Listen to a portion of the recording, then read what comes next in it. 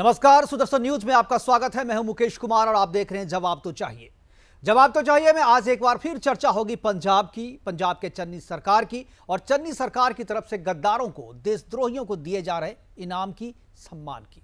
26 जनवरी 2021 को लाल कोट, जिसे लाल किले के नाम से पूरी दुनिया जानती है, उस लाल किले पर तिरंगे का अपमान करने वाले खालिस्तानी आतंकियों को, जिनके खिलाफ दिल्ली पुलिस में राजद्रोह का मुकदमा दर्ज है, पंजाब की कांग्रेस सरकार के मुख्यमंत्री चरणजीत सिंह चन्नी ने उन्हें 2-2 लाख रुपए देकर सम्मानित करने का फैसला किया है। इस खालिस्तानी देशद्रोहियों को तिरंगे का अपमान करने के लिए पुरस्कृत कर रही है पंजाब की चन्नी सरकार। लाल किले पर हंगामा और तिरंगे का अपमान करने वाले देशद्रोही खालिस्तानियों के साथ पहले भी सभी लोग अपना पल्ला झाड़ रहे थे। जब यह घटना हुई थी उसके बाद से सभी लोग अपना पल्ला इनसे झाड़ रहे थे, कोई भी संबंध होने से इनकार कर रहे थे। फिर आखिर 10 महीने में ऐसा क्या हो गया जो कांग्रेस खुलकर इनके साथ अब खड़ी हो गई है?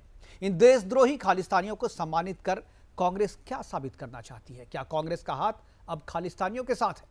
क्या कांग्रेस देश का एक और विभाजन करना चाहती है? करेंगे इसी बात पर चर्चा, और चर्चा के लिए हमारे साथ होंगे कांग्रेस और बीजेपी के प्रवक्ता, इसके अलावा किसान नेता भी हमारे साथ होंगे। लेकिन पहले देखते हैं एक रिपोर्ट के बाद हम उन लोगों से भी बात हमने की है जो लाल किला में इस पूरी घटना के चश्मदीद थे, उनकी बात भी आपको सुनवाएंगे। लेकिन पहले देखते हैं एक रिपोर्ट।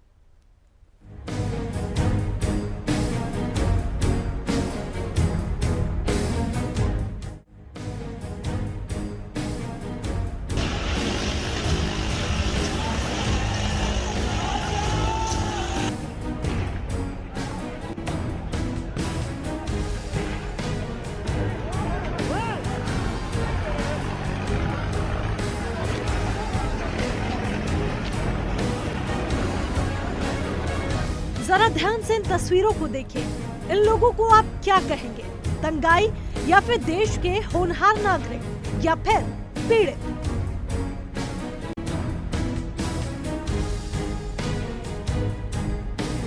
अब जरा इन तस्वीरों को देखिए, इनको क्या कहेंगे? दंगाई, या फिर देश के होनहार नागरिक, या फिर पीड़ित? यकीनन आपका जवाब होगा दंगाई। लेकिन ये दंगाई पंजाब की चन्नी सरकार की नजर में पीड़ित है, क्योंकि मुआवजा तो सिर्फ पीड़ितों को ही दिया जाता है। जी हाँ, पंजाब की कांग्रेस सरकार ने 26 जनवरी गणतंत्र दिवस के दिन लाल कोट पर हुई हिंसा के मामले में आरोपी बनाए गए 83 आरोपियों को 2-2 लाख रुपए मुआवजा देने का ऐलान किया है। और ये ऐलान किया है खुद पंजाब के मुख्यमंत्री चरणजीत सिंह चन्नी ने अपने आधिकारिक ट्विटर अकाउंट से। सीएम चन्नी ने स्पष्ट लिखा कि केंद्र के 3 विवादास्पद कृषि कानूनों के खिलाफ राष्ट्रीय राजधानी की सीमाओं पर प्रदर्शन कर रहे किसानों को कांग्रेस सरकार का समर्थन हमेशा से प्राप्त है। 3 काले कृषि कानूनों के खिलाफ चल रहे किसान विरोध का समर्थन करने के लिए हमने 26 जनवरी 2021 को राष्ट्रीय राजधानी में ट्रैक्टर रैली करने के लिए दिल्ली पुलिस द्वारा गिरफ्तार किए गए 83 लोगों को 2 लाख रुपए का मुआवजा देने का फैसला किया है। आपको याद दिला दें कि इस हिंसा में करीब 300 से अधिक पुलिसकर्मी घायल हुए थे और इसी सिलसिले में लगभग 150 लोगों को गिरफ्तार किया गया था और 48 मामले दर्ज किए गए थे। अब ऐसे में पंजाब सरकार का ट्रैक्टर रैली में शामिल और हिंसा करने वाले प्रदर्शनकारियों को राहत देने का ऐलान कहां तक जायज है? इससे क्या समझा जाए? क्या केंद्र के विरोध और राजनीति करने के चक्कर में कांग्रेस इतना नीचे गिर गई है कि राष्ट्र हित से कांग्रेस का कोई सरोकार नहीं रह गया है? क्योंकि अब कांग्रेस का हाथ जनता के साथ न दिखकर गद्दारों के साथ दिखता ज्यादा नजर आ रहा है।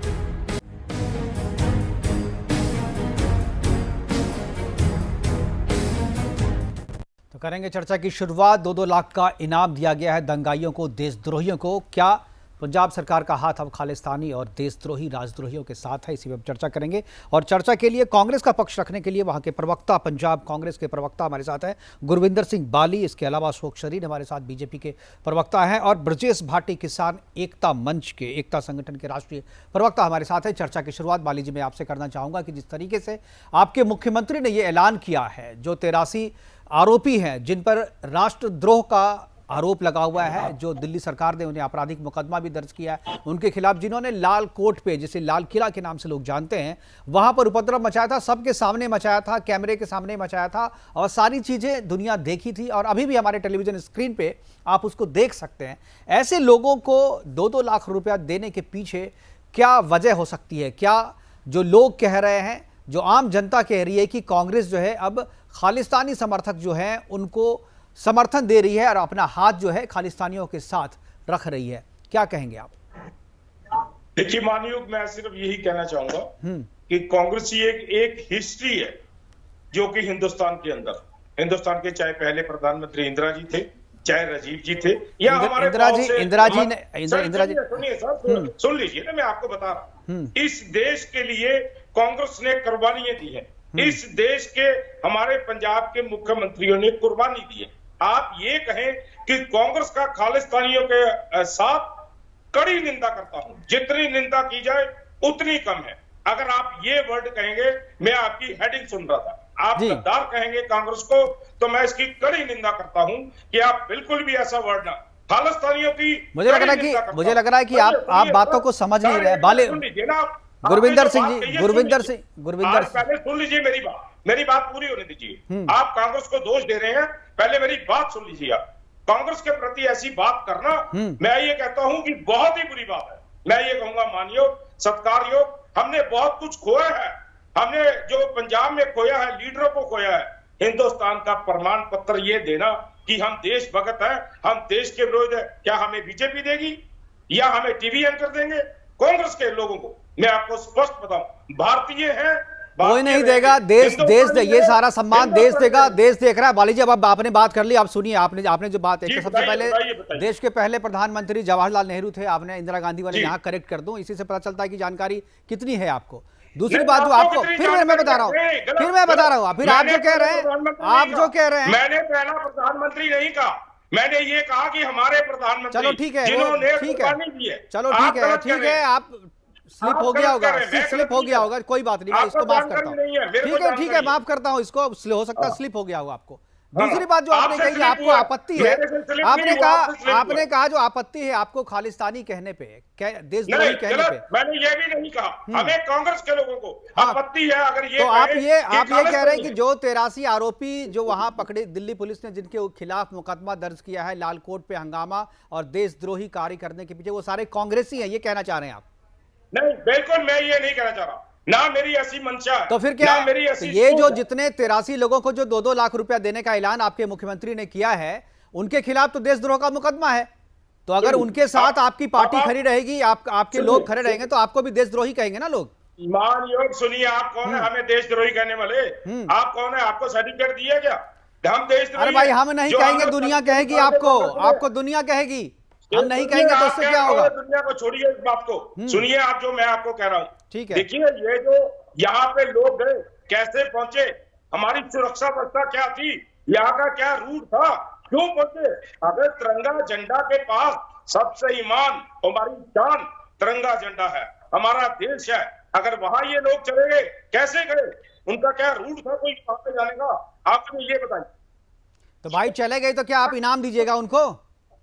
आप चले गए अगर वहां पर किसी भी तरीके से, तो आप इनाम देंगे 2-2 लाख रुपया?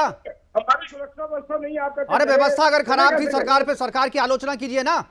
क्यों अब जो सरकार की व्यवस्था खराब, व्यवस्था सुरक्षा में चूक के कारण तिरंगे का अपमान करेगा, क्या आप उसका सम्मान करेंगे? कैसी बात कर रहे हैं आप क्या बात कर रहे हैं? किस बात की तुलना किस बात से कर रहे हैं आप? किस बात की तुलना किस बात से कर रहे हैं? अगर सुरक्षा व्यवस्था में खामी थी, तिरंगे तक पहुंच गया कोई आतंकी, तिरंगे तक पहुंच गया कोई खालिस्तानी, तो क्या आप उसको सम्मानित करेंगे 2-2 लाख रुपया देकर? बिल्कुल भी नहीं करेंगे। आप जस्टिफाई कर रहे हैं आप उसको, बिल्कुल जस्टिफाई कर रहे हैं आप।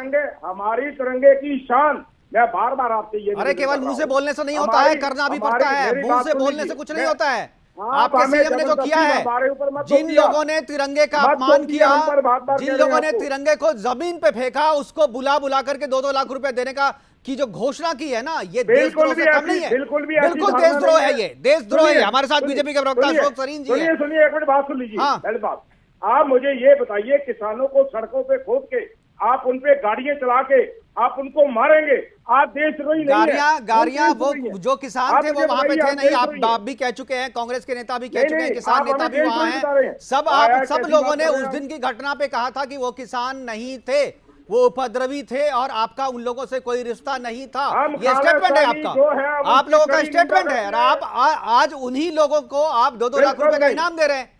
नहीं, ये तो सारी चीजें आप, चित्त भी मेरी पट भी मेरी, ऐसा नहीं चलेगा ना। आप कुछ भी कह देखिए आपकी राजनीति जो है ना यहाँ नहीं चलेगी, आप जो है सच बोलना पड़ेगा। हमारे साथ अशोक सरीन जी है, हमारे साथ बीजेपी के प्रवक्ता। ठीक है, आप सुनिए, आपको देंगे मौका, आपने बोल लिया। अशोक सरीन जी जवाब देंगे। राजनीति नहीं चलेगी, अशोक जी बार-बार कह रहे हैं। अशोक जी आपकी राजनीति नहीं चलेगी। ठीक है, हम राजनीति नहीं करते, हम तो एक्सपोज करते हैं आपको, हम तो एक्सपोज करते हैं, हम एक्सपोज करते हैं आपको। सरीन जी, अशोक सरीन जी जवाब दीजिए। आज ये जो जिस विषय पर चर्चा हो रही है, मैं समझता हूँ ये कांग्रेस का समय समय पर इस तरह का चेहरा, चरित्र और नीति, जो राष्ट्र विरोधी नीति है इनकी, वो जग जाहिर हुई है। ये कांग्रेस पार्टी वही पार्टी है जो कश्मीर में तिरंगा जलाने वाले को उसका फंडामेंटल राइट के नाम पर उसको संरक्षण देती थी। ये वही कांग्रेस पार्टी है। आज अगर 26 जनवरी के दिन, अब हाथ 26 जनवरी के दिन इनका हाथ उस दिन बोल रहा था कि हमारा हाथ उनके साथ नहीं है, आज तो हाथ से पैसे दे दिए। ये वही कांग्रेस पार्टी है कि जो इनको लखीमपुर में जाके राजनीति करने के लिए वहां किसानों को पैसा देंगे, यहाँ 2 लाख रुपया 83 दोषियों को, क्योंकि उन लोगों ने कोई देशभक्ति का कार्य नहीं किया। मैं समझता हूं कि चलो सुरक्षा व्यवस्था फेल हो गई या जो भी हो गया, आपका तर्क बिल्कुल सही है कि राष्ट्र विरोधी कार्य करने वाले को क्या इनाम दिया जाएगा। और मैं समझता हूं कि ये जो कांग्रेस पार्टी है वो पार्टी है, जब लोकसभा पर आतंकवादियों ने हमला किया तो इनको उन आतंकवादियों पर तरस आया था। आतंकवादियों की गोली का शिकार हुए देश की लोकसभा का रक्षा करने वाले जो जवान शहीद हुए थे उन पर तरस नहीं आया। इनकी राष्ट्रीय अध्यक्ष को कसाब को दी गई फांसी पर तरस आया था। बाटला हाउस पे एनकाउंटर की सजा याफ्ता व्यक्तियों के पर रोना आया था। इस पर रोना नहीं आया जो दलित मजदूर सिंघू बॉर्डर पर जिसका बेरहमी से कत्ल कर दिया गया, उस पर इनको तरस नहीं आया। दूसरा, इन्होंने कहा गाड़ियों के नीचे कुचल कर मार दिए गए। मैं मुकेश जी आपके माध्यम से आपके श्रोताओं को बताना चाहता हूं, वहां भारतीय जनता पार्टी की सरकार थी। लखीमपुर में अगर किसी की गाड़ी के नीचे आकर हमारे किसान मरे हैं तो हमने दोषियों को पकड़ा है। ये वही जमात है जो 84 के दंगाइयों को 30 साल सजा नहीं देती, उनको राज्यसभा लोकसभा विधायक बनाती है। और आज भी जगदीश टाइटलर को अगर सम्मान दिया सिख कत्लेआम करने का तो ये कांग्रेस ने दिया। और ये बात करते हैं हमारी पार्टी की, हम तो देश को एकजुटता के साथ, हमारी विचारधारा में पहले देश है फिर पार्टी है, इनमें सिर्फ और सिर्फ राजनीति करने का ये काम कर रहे हैं। और मैं समझता हूं ये पंजाब की जनता के साथ धोखा किया है। 2-2 लाख रुपया जो लोगों को दिया है वो गरीब लोगों का, पंजाब के लोगों का टैक्स दिया गया पैसा है, पंजाब के विकास में लगाए। ये जहां तो भ्रष्टाचार सवाल ही पूछेंगे, ये सवाल भी हम कांग्रेस के प्रवक्ता से पूछेंगे कि क्या ये पब्लिक मनी का दुरुपयोग नहीं है, क्या ये टैक्स पेयर के पैसे का दुरुपयोग नहीं है, क्या सरकार को राइट है कि ये टैक्स पेयर के पैसे को किसी भी तरीके से खर्च करें। ये भी सवाल पूछेंगे आपसे, लेकिन हमारे साथ ब्रजेश भाटी हैं, किसान नेता हैं, उनसे हम बात करेंगे। ब्रजेश जी, 2 सवाल है आपसे। पहला सवाल ये कि क्या जो 26 जनवरी 2021 को जो घटना हुई थी लालकोट पे, क्या आपको लगता है कि जो लोग तिरंगे का अपमान किया था, जिन लोगों ने तिरंगा को उतार करके जमीन पर फेंक दिया था और जो ट्रक को लेकर के सुरक्षा कर्मियों पर चढ़ाने की कोशिश कर रहे थे, वो किसान थे, वो आपके समर्थक थे या आप उनका समर्थन करते हैं? ये तो पहला मेरा सवाल है। दूसरा सवाल ये है कि जिन लोगों को दिल्ली पुलिस ने आरोपी बनाया था इस घटना के लिए, उनको जो 2-2 लाख रुपया का इनाम की घोषणा कांग्रेस ने की है, चन्नी सरकार ने, उसके ऊपर आपका क्या कहना? आपको लगता है कि सही में ये चीज होनी चाहिए थी, इनाम मिलना चाहिए था उन्हें, या आप इसका विरोध करेंगे? मुकेश जी, मैं सभी की बातों को सुन रहा था जी, इसलिए मुझे भी समय दिया जाए और मेरे बीच में कोई ना। बिल्कुल। मैं आपको बता दूं, जैसा दोनों सवाल सिर्फ दोनों के आपको जवाब, आपने शुरू से ही कह रहे हैं एयरफोर्स का अपमान किसानों ने किया है, किसानों ने उसके प्राचीर को धराशायी किया। मैं पहले आपको बता दूं, किसान का नाम नहीं लिया आपने, शायद सुना नहीं है, मैंने बोला उपद्रवी। सुनिए मेरी बात, मेरी बात सुन किसान अपमान लीजिए। नहीं लाल करता। किले पर झंडे का अपमान करने वाला बीजेपी के सांसद, गुरदासपुर के सांसद सनी देओल का प्रतिनिधि दीप सिंधु था। ये जग जाहिर हो चुकी है। और रही बात इसकी, वहां पर किसानों को दिल्ली सरकार की तरफ से रूट दिए गए थे, जिस रूट पर किसान 11 बजे पहुंचने थे और दीप सिंधु को दिल्ली पुलिस ने 9 बजे लाल किले पर भेज दिया। इसलिए इसके किसान जिम्मेदार नहीं है। और रही बात कांग्रेस की पैसे देने की, हम किसान आंदोलन चला रहे हैं और ये देश की आजादी के बाद पहला ऐसा आंदोलन है जो 1 साल से चल रहा है। कांग्रेस क्या दे रही है, क्या ले रही है, हमें नहीं पता। और आप भी जिनको किसानों को दोषी बता रहे हैं, पहली बात तो मैं आपको बता दूं, उस भीड़ में बीजेपी के भेजे हुए, आरएसएस के भेजे हुए गुंडे थे, जिन्होंने वहां उपद्रव किया है। किसानों को बदनाम ना किया जाए। और ये बात कर रहे हैं लोगों के टैक्स पेयर की। उस दीप सिंधु को पैसे जब बीजेपी दे रही थी, जब कहां टैक्स पेयर चले गए थे। ठीक है, अब आप पहले बात कीजिए, मैं सवाल पूछूंगा आपसे। आपने जो बात कही उस बात पे रहिएगा। बीजेपी ने जब उसको भेजा था आतंकवादी को, जब क्या हुआ था, इसका जवाब है किसी के पास? मैं आपसे सवाल पूछ रहा हूँ। आपने कहा दीप सिद्धू की बात करी, आपने कहा कि वो सनी देओल का प्रतिनिधि है। ठीक है, अगर वो प्रतिनिधि है भी तो उसे पुलिस ने पकड़ा ना, सजा तो दी ना उसे। अब आप कह रहे कि वो बीजेपी का है, अब आप कह रहे कि वो बीजेपी और आरएसएस के गुंडे थे। ठीक है, वो बीजेपी और आरएसएस के गुंडे अगर उन्हें मान भी लिया जाए, बात तो सुनिए जी, आपने सवाल पूछा है ना, आप जवाब तो लीजिए, आप इसका जवाब दीजिए। अगर वो बीजेपी और आरएसएस के गुंडे भी थे तो क्या कांग्रेस उनको इनाम देकर के क्या साबित करना चाह रही है? मैं उनकी बात नहीं कर रहा। कांग्रेस इनाम देकर क्या साबित करना चाह रही है भाई? आप उनके लिए सजा की मांग कीजिए ना। किसी को दोषी बनाने, अगर वो बीजेपी और आरएसएस के गुंडे थे तो कांग्रेस क्यों इनाम दे रही है उसे? सुनिए मुकेश जी, दोषी बनाने में, दोष साबित होने में फर्क होता है। आप उनको दोषी नहीं, आपने तो ठीक है, दोषी हम नहीं मान रहे हैं, लेकिन आप तो कह रहे हैं ना कि वो बीजेपी और आरएसएस के गुंडे थे। आप गुंडे शब्द का इस्तेमाल कर रहे हैं, तो उन गुंडों को 2 लाख रुपए देने के लिए किसने कहा आपको? 2-2 लाख रुपया देने का, किसी गुंडे को 2-2 लाख रुपया इनाम में आप क्यों दे रहे हैं? ये जस्टिफाई कीजिए, जनता पूछेगी ना। रास्ता दे दिया गया क्या? मैं उनकी बात कर रहा हूँ जिनको 9 बजे लाल किले पर भेज दिया गया। मैं उन किसानों की ठीक है, मैं मानता हूँ सरकार की गलती है, मैं उस पर चर्चा नहीं कर रहा। मैं आप जो मान रहे बोल रहे, मैं सही मान रहा हूँ उसको। आप जो कह रहे हैं मैं उसको बिल्कुल सही मान रहा हूँ, मैं उसे काट नहीं रहा। अरे आप बात तो सुनिए, जो आप बात कह रहे हैं, आप एक तरफ कह रहे हैं कि वो आरएसएस और बीजेपी के गुंडे थे, वो सनी देओल के सांसद प्रतिनिधि था, और दूसरी तरफ कांग्रेस उसको बुला बुला के पैसे दे रही है। वो बेगुनाह किसान है जिनको पंजाब मौत। अच्छा ठीक है, वो बेगुनाह जो किसान है, या तो बेगुनाह किसान है, या वो बीजेपी आरएसएस के गुंडे हैं, या सनी देओल का प्रतिनिधि है। तीनों चीज आपने कही। आप कोई एक पहचान तो बताइए, या तीनों पहचान है उसकी? मुकेश जी मैं बता रहा हूँ, आप गुमराह कर रहे हैं लोग, दर्शकों को गुमराह आप कर रहे हैं भाई साहब। सुनिए मेरी बात, दर्शकों तक बात पहुंचने दीजिए। बात ये है कि जिन बेगुनाह लोगों को सरकार ने और दिल्ली पुलिस ने जेल में बंद किया है, कांग्रेस सरकार या पंजाब की सरकार, उनको मुआवजा देने की बात कर रही है। मतलब आप कह रहे हैं कि जो 83 लोगों के खिलाफ मुकदमा है, केवल लोक टैक्स, उस दीप सिंधु को पैसा किसने दिया था? अब आप देखिए, आप जो बात कर रहे हैं मैं उसी बात पे पूछ रहा हूँ। आप कह रहे हैं 2-3 आप अपनी बात में आप जो कह रहे हैं उसी पे रहिए। आप कह रहे हैं जो बेगुनाह लोगों को दिल्ली पुलिस ने फंसाया, 83 जो है वो बेगुनाह है, यही कह रहे हैं आप? मैं ये कह रहा हूँ, जांच का विषय है। नहीं, आप बताइए, 83 लोगों को आप बेगुनाह कह रहे हैं? हाँ तो ठीक है, तो मतलब ये कि वो 83 लोग बीजेपी और आरएसएस के गुंडे नहीं है आपके हिसाब से? वो किसान है सब। ठीक है, वो किसान है, यानी दिल्ली पुलिस ने गलत मुकदमा दर्ज किया है। वो किसान है। तो फिर अभी आप जो कह रहे हैं कि मुकदमे का फैसला आने दीजिए, तो फैसला आने का इंतजार आप भी कीजिए ना। एक दीप सिंधु को पकड़ा था और उसको जब ही छोड़ दिया। क्यों छोड़ दिया? कोई एजेंसी है इस देश में जो इस कांड की जांच कर सके? मुकेश जी, इसमें 800 किसान शहादत हुई है, 800 किसान चले गए, कोई नाम लेने वाला नहीं है। इस देश का प्रधानमंत्री, गृह मंत्री, रक्षा मंत्री, किसी ने एक बयान नहीं दिया किसानों के लिए। कोई एजेंसी है उस दीप सिंधु को जो गिरफ्तार करके जेल भेजे? उसके प्रधानमंत्री के साथ फोटो है, उसके गृह मंत्री के साथ खाने के फोटो है। वो कोई आम आदमी नहीं था, उसने देश की प्राचीर को धराशायी किया है, उसने तिरंगे का अपमान किया है। वो जेल के अंदर होना चाहिए था, लेकिन वो आज बाहर घूम रहा है और बदनाम किसानों को किया जा रहा है। ठीक है, आप एक ही दोनों तरफ चाह रहे हैं कि आप ही रहें।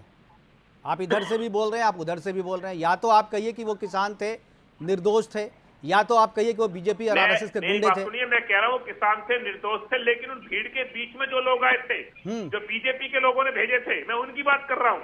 मैं उन सरीन जी हैं, अशोक सरीन जी जवाब देंगे इसका। अशोक सरीन जी जवाब दीजिए। देखो, ये दीप सिद्धू का बात करते हैं, हमने तो उसे पकड़ा, जेल में दिया। किसान जथेबंदियां का अगर इनका बंदा नहीं है तो ये उसके खिलाफ कंप्लेंट दें।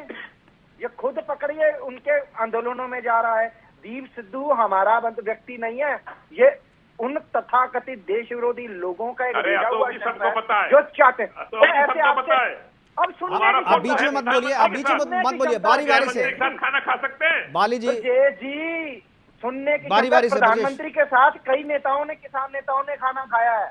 नहीं वो तो प्रतिनिधि है, उसमें फर्क नहीं है क्या? अगली प्रतिनिधि होना किसी सांसद का छोटी बात है? लाने की सांसद का प्रतिनिधि होना छोटी बात है क्या? भरपूर प्रयास चल रहे थे। 26 जनवरी को रैश ट्रैक्टर चलाता एक नौजवान मर गया, तो पहले उसका ये वैक्यूम क्रिएट कर दिया कि गोली मारी, 350 से ज्यादा पुलिस मुलाजिम घायल हो गए, उन पर किसी को तरस नहीं आया, क्योंकि ये लोग चाहते थे कि दिल्ली पुलिस गोली चलाए और कातिल देश की सरकार केंद्र को बताया जाए, पर केंद्र की सरकार, और मैं समझता हूं दिल्ली पुलिस ने तो नहीं मारा अपने तन पर, दिल्ली पुलिस के जवान जो है ना, अरे अशोक जी वो भी हमारे भाई है, हमारे बेटे हैं। दिल्ली पुलिस के जवान उससे अलग नहीं है, लेकिन तुम्हारे गृह राज्य मंत्री के बेटे ने 4x4 का गेयर लगा के, अरे पंजाब की बात हो रही है, पंजाब की बात हो रही है, सुभाष जी पंजाब में रहे ना, यूपी पे बहुत चर्चा हो गई है, यूपी पे चर्चा हो चुकी है, उसके आरोपी पकड़े जा चुके हैं, जांच चल रही है।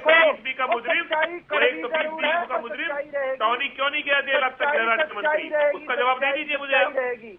मैं बता रहा हूँ, यहाँ मैं मुकेश जी और एक बात क्लियर कर देना चाहता हूँ, केवल 800 किसान नहीं, पिछले कई दशकों में 8 लाख से ज्यादा किसान हमारे देश के गए इसी पुराने कानून की वजह से। क्या इनको वो कानून पसंद है? आपने तो 80 करोड़ किसानों की खबर खोद दी। एक अडानी अंबानी को लाभ पहुंचाने के लिए, एक अडानी अंबानी फैक्ट्री को लाभ पहुंचाने के लिए आप कोई सरकार नहीं चला रहे, आप एक व्यापारिक कंपनी चला रहे हैं।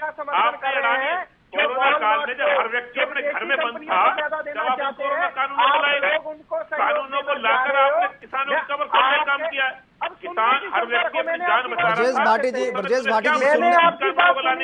भाटी जी आप जब बोल रहे थे तो आपको डिस्टर्ब नहीं किया जा रहा था, आप सुन लीजिए, फिर आपको देंगे समय। जी बोलिए सरीन जी। सुनने की क्षमता रखे, मैंने सुना आपका एक एक वचन सुना, एक बारी भी नहीं बोला बीच में।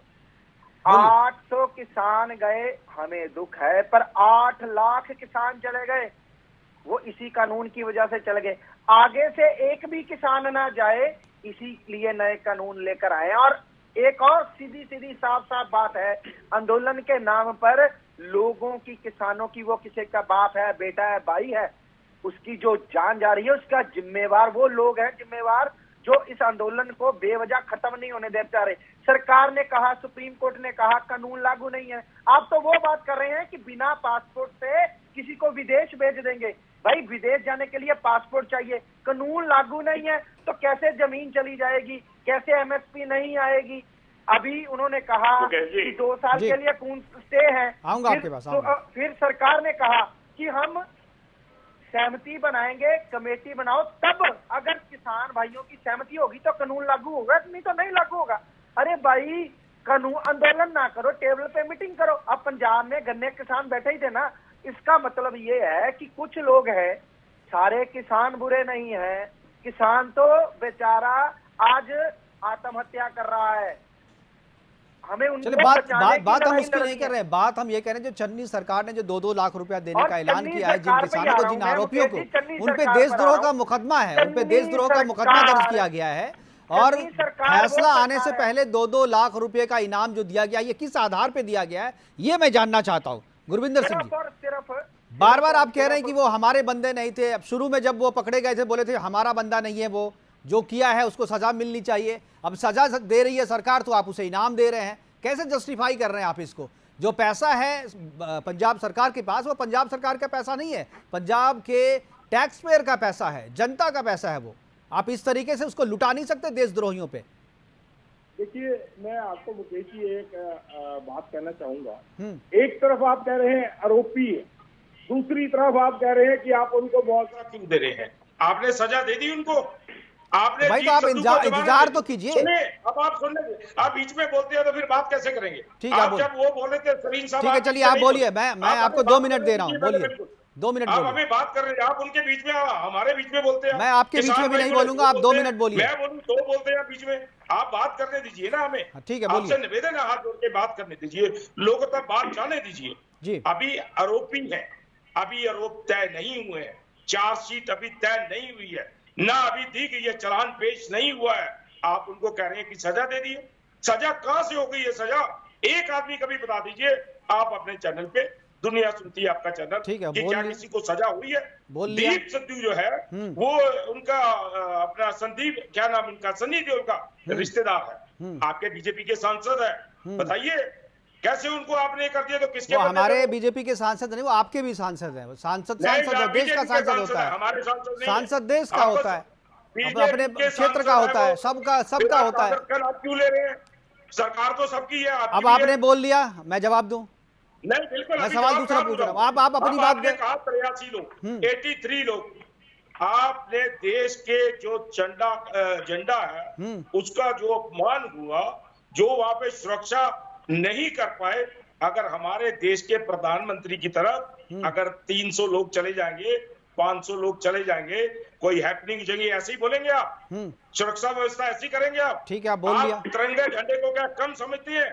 आप मुझे बताइए, तिरंगा झंडा हमारी शान है, हमारी पगड़ी है, हमारे हिंदुस्तान की शान है, हम भारतीय हैं। खालिस्तान की कड़े शब्दों में निंदा करते हैं और करते रहे हैं। आज आपको ये जुबान से आप बोल रहे हैं, लेकिन आपके दिल में कुछ और है। आपका आप जो कर रहे हैं उससे कुछ और संकेत जा रहा है। जुबान से आप कुछ और बोल रहे हैं, लेकिन आप जो काम कर रहे हैं उससे कुछ और मैसेज जा रहा है। आप पहले बात सुनिए, बहुत 2 मिनट का समय पूरा हो गया, आप बात सुनिए। आप कह रहे हैं आरोपी, आप कह रहे हैं कि आरोपी है, तो आरोपी हमारे लिए भी है, आपके लिए भी है ना। कोर्ट सजा दे रही है, कोर्ट का प्रोसेस है, केस चल रहा है, कोर्ट डिसीजन लेगा। कोर्ट के डिसीजन से पहले आप इनाम देने वाले कौन होते हैं? आप पहले आरोप तय करिए उनको। अरे भाई, आरोप तो तय है, आरोप तय है, देशद्रोह का मुकदमा है, FIR है, देशद्रोह का मुकदमा है, उस पे आपराधिक मुकदमा है। जमानत क्यों? फिर आपने दीप सिंधु को आपने किस आधार पे इनाम नहीं दिया? 2 लाख रुपए उनको भी देना चाहिए आपको। आप मुझे बताइए, आपने जमानत क्यों दी? जमानत दी उनको। अरे जमानत हमने या आपने नहीं दी, कोर्ट का प्रोसेस है भाई साहब, बहुत लोगों को जमानत मिलती है। कोर्ट में जमानत इसलिए मिला क्योंकि ये आरोप है, आरोप सिद्ध नहीं हुआ है। प्रोसेस है हमारे यहाँ, जुडिशरी डेमोक्रेसी है हमारे यहाँ। ये पाकिस्तान नहीं है, ये पाकिस्तान और अफगानिस्तान नहीं है। जुडिशरी काम करती है यहाँ पे। नहीं, आप बोलने दीजिए पहले। अरे आप क्या बोलेंगे? एक ही बात को बार बार रिपीट कर रहे हैं आप, जवाब तो दे नहीं रहे। 10 दफा रिपीट करूंगा। आप आरोपी को जमानत देते हैं, देशद्रोही आप उसको कहते हैं। आपके हिसाब से जमानत मिल जाने के बाद जो है उसे सर्टिफिकेट मिल गया जो भाई निर्दोष है। जमानत का मतलब निर्दोष होना नहीं होता है। नहीं, आप देंगे सर्टिफिकेट? नहीं भाई, कोर्ट देगी ना, दोनों चीज तो आप ही कह रहे हैं। कोर्ट ने जमानत दी है, अभी आरोप है, वो अभी आरोप है। अरे आप भी वही कहते हैं, आरोप है, मैं भी तो कह रहा हूँ आरोपी है, तो आरोपी को इनाम दिया जाता है क्या? अभी आपने आरोपी को इनाम दिया जाता है? नहीं, आप अभी सजा नहीं दी आपने। अरे सजा हमने नहीं दी तो क्या आप इनाम देंगे उसे? नहीं, आप देंगे क्या? नहीं, हम क्या, वो तो सरकार कोर्ट देगी ना। नहीं, आप किसी अरे कोर्ट देगी ना, कोर्ट का इंतजार तो कर लीजिए आप लोग राजनीति के चक्कर में पूरे देश का और तिरंगे का बंटाधार किया हुआ है आप लोगों ने। आपने अपनी राजनीति के चक्कर में सब चीज का बंटाधार किया हुआ है।